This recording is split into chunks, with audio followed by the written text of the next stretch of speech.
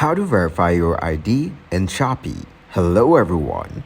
In this video, I will show you how to verify your ID in Shopee.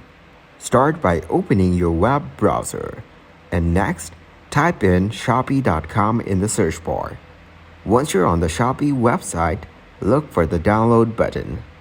The download page will provide you with the Shopee application, which you can install on your device. On the app's main screen, you will see a login button. Tap on it to access the login page. On the login page, you will notice an option that says Login with QR. This option allows you to log in to your Shopee account by scanning a QR code. To proceed with the QR code login, you need to have the QR code ready. If you don't have it yet, you can find it on the Shopee website. Look for the How to Scan option on the login page and click on it. The How to Scan section will provide you with the detailed instructions on how to use the QR code scanner with the Shopee application. Press the scan icon on the Shopee app to open the QR code scanner.